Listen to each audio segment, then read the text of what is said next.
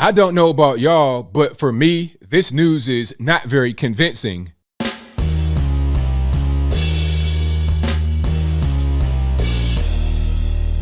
How's everybody doing? My name is Anthony Brian Logan, and today we got to talk about the FDA fully approving the Pfizer shot.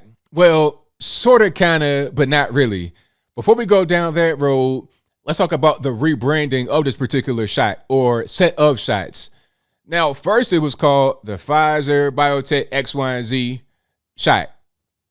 But because of a federal law that I think prevents the company's name from being in the name of the shot, it has been rebranded with an acronym, kind of like Pakistan, Punjab, Afghan, Kashmir, Sindh, Baluchistan. But that's a different story. I don't want to go down the Afghanistan road, so I digress. The whole point is that we have a new acronym for this particular set of shots called Comirnaty. I'm not saying that improperly. I'll place it on the screen before you. I live in Tennessee, but I'm not from here. I don't have a Memphis accent. I'm not saying community improperly. No, Comirnaty. Co for the virus, Myrna for mRNA technology, and T for community, immunity, X, Y, and Z. It's an acronym. So if you see that kind of weird word floating around, that's what it is. That's where it comes from. We'll keep on moving. Now, it has been approved, but for who and why and what specifically? Let's talk about it. If you are 16 and older, the first two shots have been approved by the FDA, and only the first two shots. The third one you can still get, but only under the EUA. That's emergency use authorization, the same way it had been already, and the same way it remains for all the other shots that are out there, including Moderna, Johnson & Johnson, whatever. Only the Pfizer has the approval from the FDA, but only for the first two shots. If you are between 12 and 15, you can still get the shot, but only under the EUA. If you are under 12, it has not been approved at all under the EUA or from the federales. So it's a conditional approval. It's not for everybody. It's only for a certain percent of the population.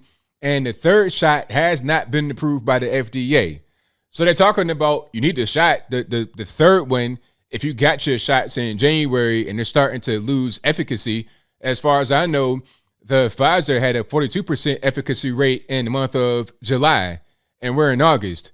So it'll probably only go downhill from here. When the shots first came out, I was hearing about 95, 99, or whatever percent efficacy. Now, 42% in July. And if it tanks to like 33, 23, then it's like, okay, what's going on here? You're going to need that third shot, but the third shot has not been approved by the FDA. Now, what's the reason why this happened so quickly? Well, I think everybody pretty much knows what's going on. This is just my humble opinion. Nobody can say ABL, you spread misinformation. I'm giving my opinion. All that I can say is that it has been approved by the FDA, and I can say who it's been approved for and what shots and what the name of it is. That's all I can say for a fact. And all of my sources will be in the description box below so you can see what's going on. However, I think the reason why this got approved is because there's mandates coming.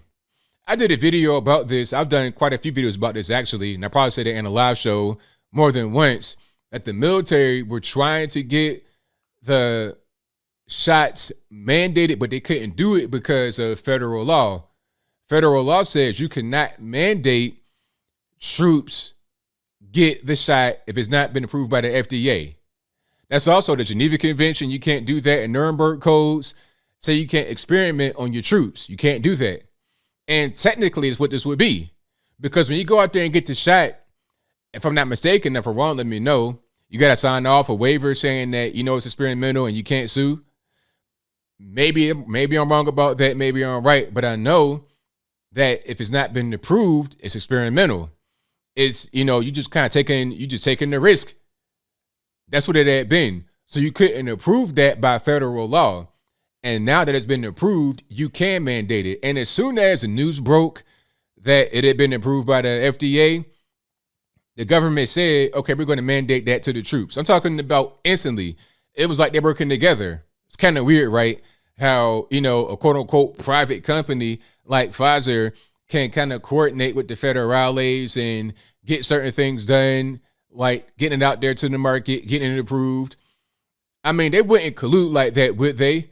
I was reading somewhere that the former FDA director is now the Pfizer director.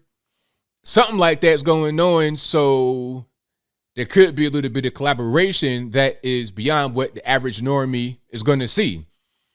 And Joe Biden and the crew are talking about, well, the shots are approved now. Go out there and get it. But I'm not really sure that people are going to be convinced, because it's the same people saying go out there and get it. It's still the federales saying, hey, it's safe, it's fine, go out there and get it. If Biden and Fauci and a lot of these elected officials are saying go out there and get it, and it's not really convincing the general public, then how is the FDA saying the exact same thing going to convince anyone to go out there and get it? What you could do is just provide information. Give me resources, give me information that would disprove any kind of hesitancy I have, any kind of quote unquote rumors that may be out there. Give me the information. And when you see certain things from the FDA itself, it kind of gives you a red flag beyond what the federales want to tell you on television. Prime example is what I placed on the screen before you. This is a tweet, yes, but I have an actual source from the FDA in the box so you can read it for yourself. Don't take my word for it. Don't take Andy Swan's word for it. Read it for yourself.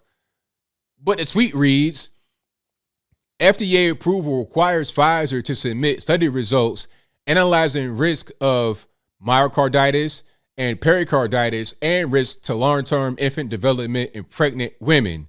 Now, first things first, doesn't that kind of give you a red flag right there? It's like, okay, if there needs to be a study to look into those specific things, maybe there already been a problem with those specific things before.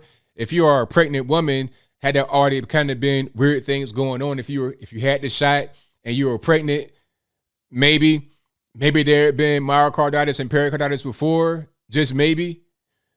So maybe these are risks that could come from the shot if they're ordering studies to be done on it. But you know what? It's not even the end. Then they say the results are going to be submitted in October 2025 and May 2017.